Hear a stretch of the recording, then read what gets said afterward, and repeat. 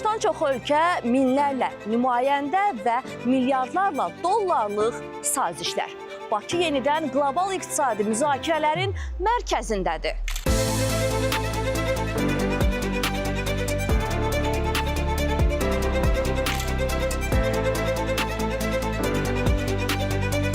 Azərbaycanla İslam İnkişaf Bankı qrupu arasında əməkdaşlıq son illərdə nəqliyyat, enerji, su təsərrüfatı kimi layihələrin maliyyələşdirilməsi ilə daha da genişləndirilib. Bankın Azərbaycana ayırdığı vəsait artıq 1,3 milyard dolları ötüb. Azərbaycan investisiya mühitini infrastruktur və ticarət əlaqələri ilə gücləndirir. Bu baxımdan Azərbaycan öz təbii coğrafi üstünlüklərindən investisiyaların davamlı şəkildə cəlb olunmasına yönəlmiş inkişaf etmiş infrastruktur əlaqələrindən və qonşu ölkələrlə mövcud olan açıq və səmərəli ticarət münasibətlərindən maksimum yararlanmağa çalışır.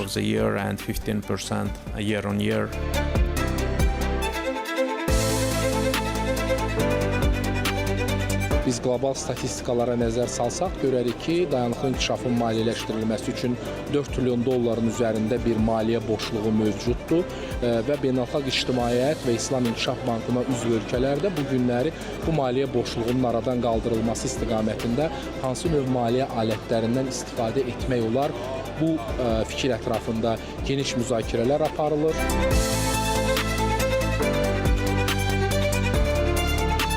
Möhtərəm cənab prezident tərəfindən çox önəmli 2 fərman imzalanıb. Onun biri qeyri-neft və qaz ixracı çərçivəsində bizim ixracatçılarımıza logistikanın subsidiyalaşdırılmasıdır.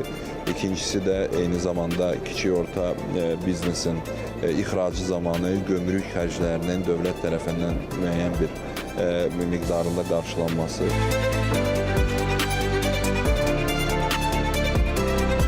İslam İnkişaf Bankı qrupu Azərbaycanda özəl sektorun maliyyələşdirilməsini də genişləndirmək niyyətindədir.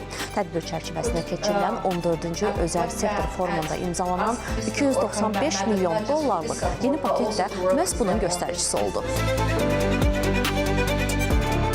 Məqsəd maliyyə institutları, POB-lar və korporativ şirkətlər üçün yeni imkanlar yaratmaq. Eyni zamanda Azərbaycanın regionda ticarət maliyyələşdirilməsi sahəsində mərkəzə çevirərək Mərkəzi Asiya və digər bazarlarla əlaqələri gücləndirmək.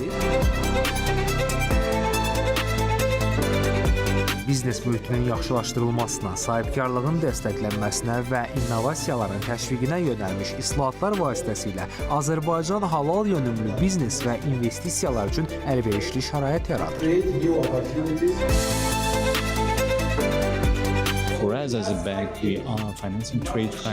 Biz bank olaraq bir çox inkişaf etməkdə olan ölkələrdə ticarətin maliyyələşdirilməsinə dəstək veririk. Bu xüsusilə Afrika və Yaxın Şərq ölkələrində ərzağın ölkəyə gətirilməsi və ərzaq təhlükəsizliyi üçün çox önəmlidir.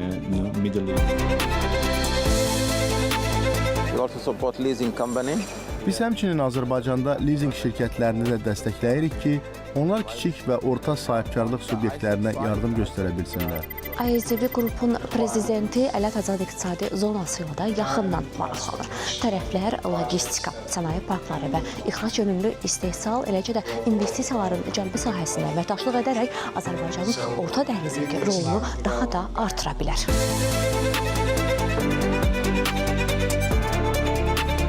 Müvafiq maliyyə qurumlarla əlaqələri qurmaq, qurulmuş əlaqələri daha da inkişaf etmək və müvafiq qurumlardan maliyyə vəsaitlərini cəlb etmək, azad iqtisadi zonanın inkişafını təmin etmək. Hal-hazırda biz 3 dənə yeni layihəni icra edirik. Azərbaycanda İslam maliyyələşmənin gəlməsi yeni layihələr, yeni qorizontlar açır və əlbəttə ki, bu yeni üfüqlər də bizi də sevindirir ki, bizim də yeni layihələrimiz İslam maliyyələşməsi çərçivəsində baxılıb və inşallah deməli həyata keçiriləcək. Tədbirin mövzusu olan regional inteqrasiya vasitəsilə dayanıqlılığın praktikada necə həyata keçdiyini görür. Hər kəs danışmaq, müzakirə etmək və ən əsası əməkdaşlıq etmək və birgə çalışmaq istəyir.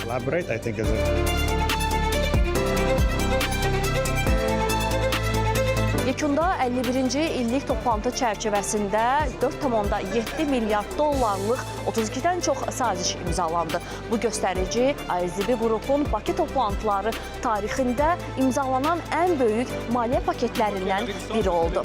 Çinarə Qambayeva, Vahab İmanzadə, Həftə.